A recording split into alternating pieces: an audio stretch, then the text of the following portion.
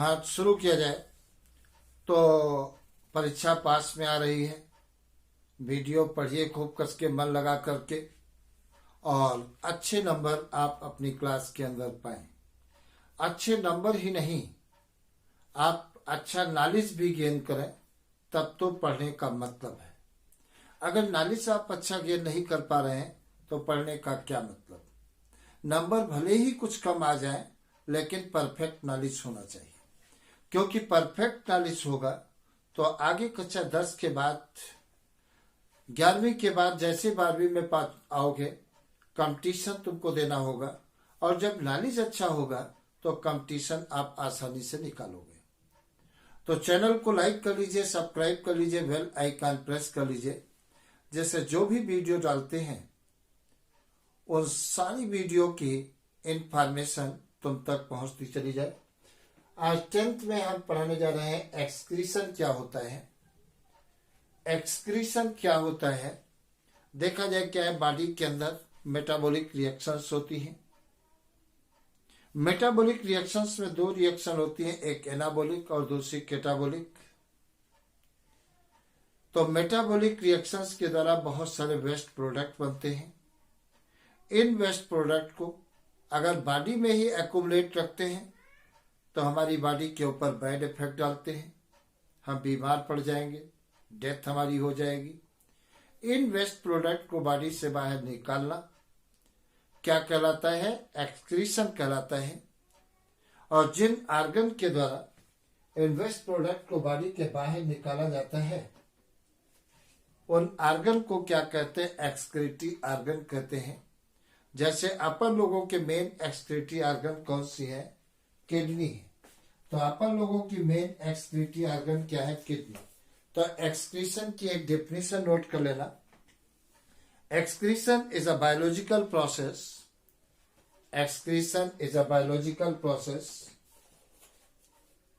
by which an organism remove harmful metabolic waste from the body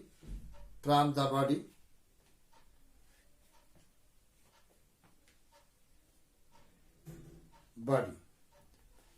अब देखा जाए क्या होता है, ऑर्गेनिज्म भी दो प्रकार के होते हैं। एक यूनिसेलुलर ऑर्गेनिज्म होते हैं और दूसरे मल्टीसेलुलर ऑर्गेनिज्म होते हैं। यूनिसेलुलर ऑर्गेनिज्म जो होते हैं एक सेल के बने होते हैं, और वो सेल मेम्ब्रेन के द्वारा बाय डिफ्यूजन प्रोसेस के द्वारा वेस्ट प्रोडक्ट को बाहर निकालते हैं। और जो मल्टीसेलुलर ऑर्गेनिज्म होते हैं वो एक सेल के नहीं बने होते हैं, बल्कि बहुत सारी सेल के बने होते हैं, और उनके अंदर कोई स्ट्रक्चर, कोई ऑर्गन बन जाता है, वो एक्सक्रीशन का काम करता है। तो हेडिंग दीजिए यूनिसेलुलर ऑर्गेनिज्म। इसमें नोट करिए, this organism get right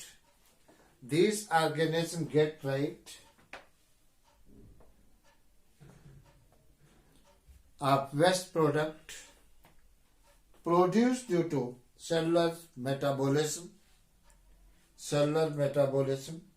by diffusing them into surrounding water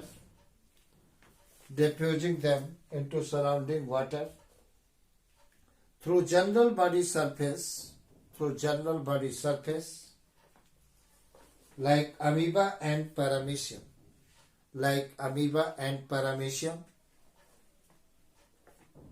number दूसरी हेडिंग दीजिए मल्टीसेलुलर ऑर्गेनिज्म। इसमें नोट करिए, these organism have developed many specialized organ to perform the function of excretion.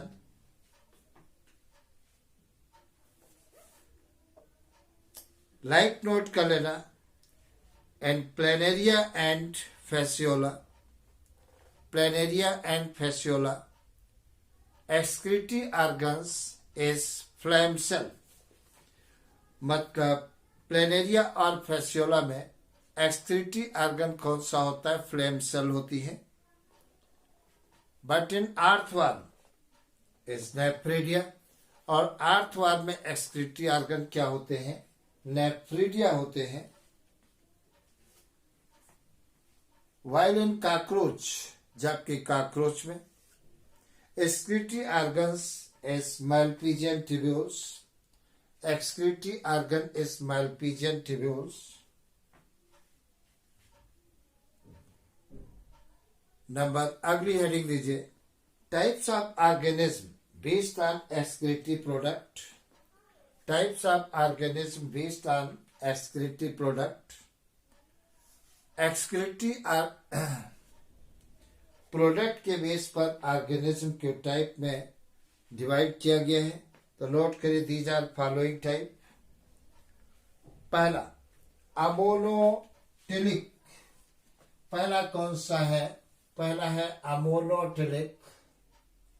यह है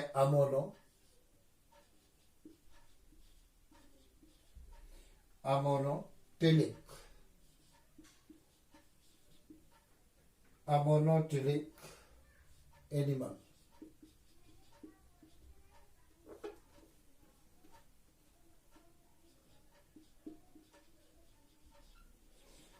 प्रश्न आता है अमोनोटिलिक एनिमल क्या होते हैं? इसके अंतर्गत वो एनिमल आते हैं जिनका वेस्ट प्रोडक्ट क्या होता है? अमोनिया होता है।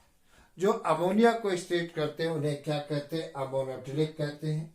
तो नोट कर लेना, these are the organism that excrete out ammonia. Excrete out ammonia. Ammonia is highly toxic, more soluble in water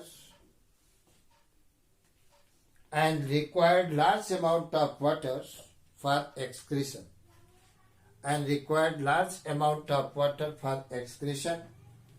और अमोनिया के एक्सक्रीशन के लिए लार्ज अमाउंट में वाटर की जरूरत होती है। एग्जाम्पल नोट कर लेना, aquatic protozoans, comma sponge, comma many fishes and invertebrate. Number दूसरी हेडिंग लीजिए, यूरियोटिलिक। दूसरा कौन सा? यूरियोटिलिक।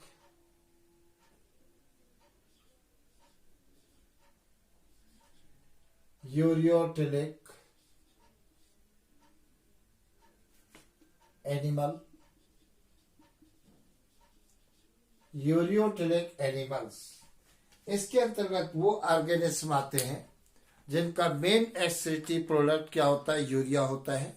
और यूरिया लेस टॉक्सिक होता है, कम विषैला होता है। तो नोट कर लेना थोड़ा सा। यूरियोटिलिक में नोट करिए, these are the organism that excrete out urea as their major excretory product.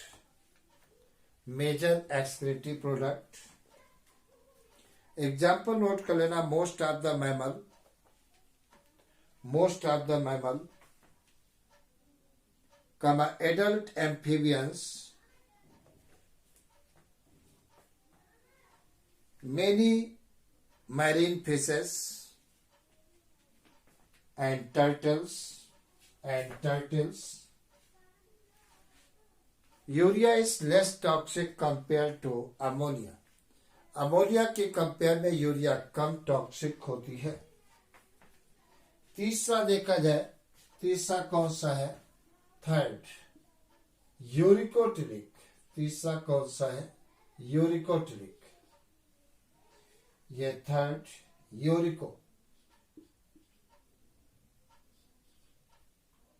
यूरिकोटिलिक animal. Uricotelic animals क्या होते हैं? इसके अंतर्गत वो ऑर्गेनिज्म आते हैं जो यूरिक एसिड का एक्सक्रीशन करते हैं।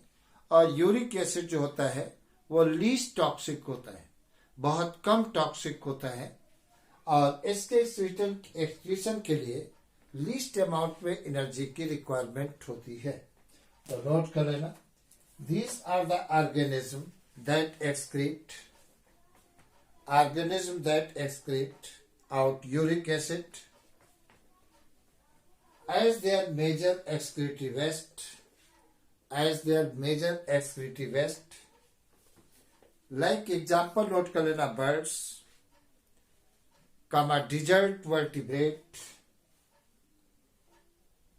लैंड स्नेल जो जमीन पर स्नेल पाए जाते हैं,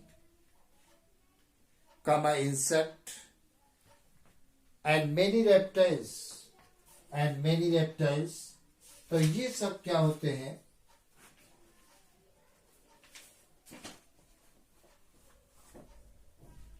ये सब यूरिकोटिलिक एनिमल्स के अंतर्गत आते हैं। अब अगर जो अपन देखें एक्सक्रीटरी सिस्टम इन ह्यूमन की बात करते हैं, तो ह्यूमन का एक्सक्रीटरी सिस्टम थोड़ा सा आप नोट कर लीजिए, फिर समझाते हैं। हेडिंग दीजिए एक्सक्रीशन इन ह्यूमन बीइंग। जहां अपन डिटेल पढ़ना है तो नोट कर लेना। The main function of human excretory system is to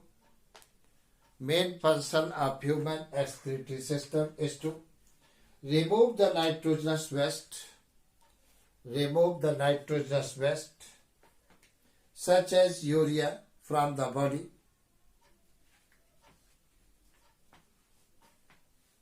Next point note करिए, human excretory system made up of one pair kidney, one pair ureters, single urinary bladder and ureter। इतनी चीजों से मिल करके ह्यूमन का excretory system बना होता है। पहली हेडिंग दीजिए किडनी नंबर में कितनी होती है? 2 होती है। ये पेल्विक रीजन में पाई जाती है। एक किडनी इधर पाई जाती है, एक किडनी इधर पाई जाती है। तो किडनी का नंबर कितना होता है? 2 इन नंबर होता है। और किडनी कैसी होती है? बीन शेप्ड स्ट्रक्चर होती है, सेम के बीच के आकार की स्ट्रक्चर होती है। इस प्रकार से अगर किडनी को अपन देखें तो ये बीन शेप्ड होती है। आउटर पोर्शन कैसा होता है? कॉन्वेक्स होता है, ये कॉन्वेक्स होता है। और इनर पोर्शन कैसा होता है? कॉनकेव होता है। तो ये पोर्शन कैसा है? कॉनकेव होता है।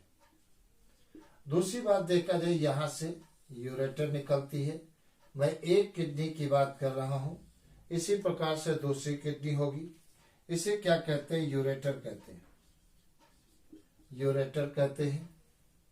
दूसरी बात देखा जाए, ये वाला धसा हुआ पोर्शन क्या कहलाता है? हिलम कहलाता है। तो इसे क्या कहते हैं? थोड़ा अलग बनाते हैं। ये धसा हुआ पोर्शन क्या कहलाता है? हिलम कहलाता है। ये क्या कहलाता है? हिलम कहलाता है। किडनी के अंदर हिलम के ही स्थान से क्या होता है? एक आर्टरी ब्लड को अंदर लाती है। ये आर्टरी है जो ब्लड को अंदर ला रही है। जो आर्टरी ब्लड को अंदर लाती है उसे क्या कहते हैं? रीनल आर्टरी कहते हैं। तो ये क्या कहलाती है? रीनल आर्टरी कहलाती है। और वेन जो होती है इससे ब्लड को बाहर लाती है।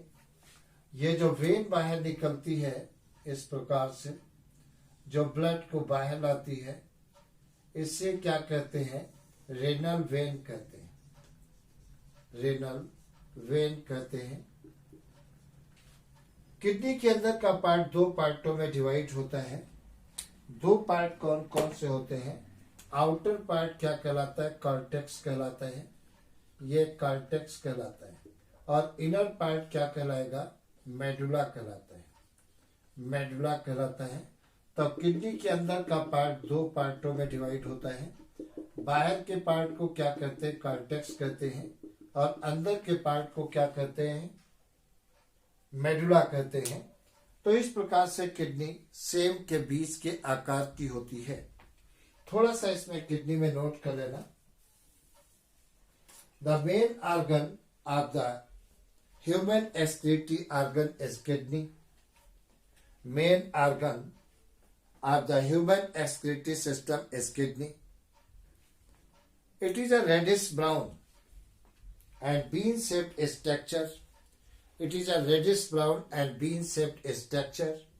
ये रेडिश ब्राउन होती है, बीन शेप्ड स्ट्रक्चर होती है. Located toward the back of the abdominal cavity, पीछे की तरफ होती है यहाँ पर abdominal cavity. Once on each side of the backbone, backbone के दोनों साइड में एक एक पाई जाती है. The left kidney is placed in little higher. Left kidney कुछ ऊपर होती है, राइट किडनी कुछ नीचे होती है, higher. Than the right kidney to adjust in the abdominal cavity, जो एब्डोमिनल कैविटी के अंदर एडजस्ट हो जाती है. This asymmetry is caused by the position of liver. और ये एसिमेट्री किसके कारण होती है? लीवर की प्रेजेंट के कारण होती है. लीवर की प्रेजेंट के कारण होती है.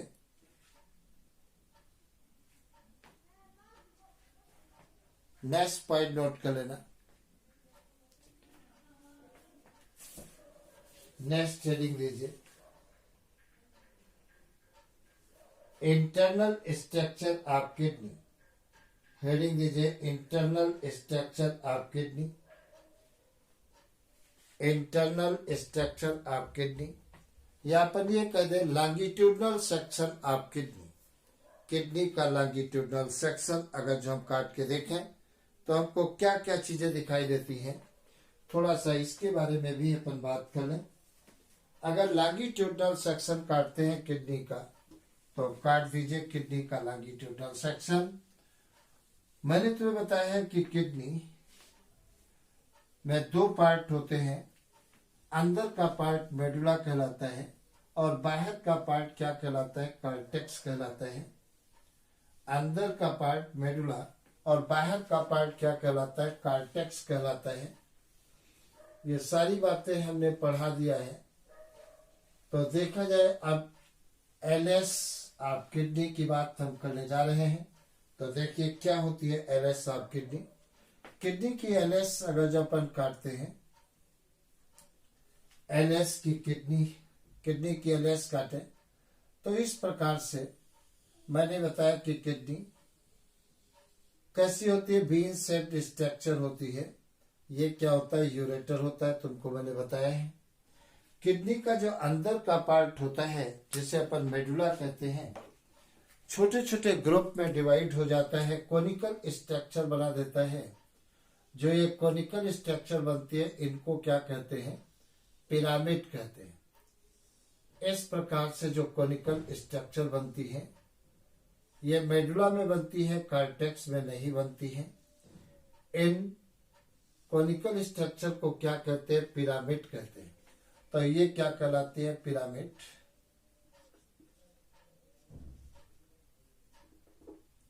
ये कहलाती है पिरामिड. पिरामिड कहलाती है. तो ये बाहर का पोर्शन क्या कहलाता है? कॉर्टेक्स कहलाता है, कॉर्टेक्स. और अंदर का पार्ट क्या कहलाता है? मेडुला कहलाता है. तो मेडुला रीजन जो है उसमें कोनिकल स्ट्रक्चर पाई जाती है जिन्हें क्या कहते हैं? पिरामिड. दो पिरामिड के बीच में कॉर्टेक्स आकर के भर जाता है. जब दो पिरामिड के बीच में कॉर्टेक्स आकर के भर जाता है तब उसे क्या कहते हैं? रिनल कॉलम ऑफ बर्टिनी कहते हैं. तो दो पिरामिड के बीच में जो कॉर्टेक्स आकर भर जाता है उसे क्या कहते हैं? रिनल कॉलम ऑफ बर्टिनी कहते हैं. ये कहलाता है रिनल कॉलम ऑफ बर्टिनी कहा जाता है, बर्टिनी कहते हैं. दूसरी बात देखा जाए, यहाँ अंदर का पोर्शन ये फनल शेप्ड होता है, इसे क्या कहते हैं? पेल्विस कहते हैं. ये पेल्विस कहते हैं. और पेल्विस ही आगे की तरफ बढ़ करके यूरेटर बनाता है. ये यूरेटर बनाता है, यूरेटर. और यहां से मैंने तुमको बताया है रिनल वेन बाहर निकलती है इस प्रकार से. तो किडनी से जो बाहर ब्लड को लेकर निकलती है उसे क्या कहते हैं, रेनल वेन कहते हैं। ये रेनल वेन कहलाती है। और जो आर्टरी किडनी के अंदर ब्लड को ले जाती है उसे क्या कहते हैं, रेनल आर्टरी कहते हैं। इस प्रकार से ये क्या होती है, रेनल आर्टरी कहलाती है। तो इसे रेनल आर्टरी कहते हैं, ये रेनल आर्टरी कहलाती है। तो ये किडनी की अगर इंटरनल स्ट्रक्चर आप देखोगे तो ये सारी स्ट्रक्चर आपको मिलेंगी। किडनी की स्ट्रक्चरल और फंक्शनल यूनिट क्या होती है, यूरिनिफेरस ट्यूब्यूल्स होती है, जैसे नेफ्रॉन कहते हैं।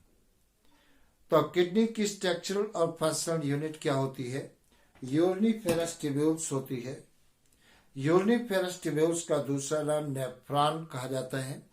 और नेफ्रॉन की स्ट्रक्चर जरूर तुम्हारे यहाँ 12th में पूछी जाएगी, 10th में पूछी जाएगी बोर्ड एग्जामिनेशन में। तो इसको हम अगली क्लास में समझाएंगे नेफ्रॉन की स्ट्रक्चर के बारे में। आज इतना। तो चैनल को लाइक कर लीजिए, सब्सक्राइब कर लीजिए, बेल आइकन प्रेस कर लीजिए।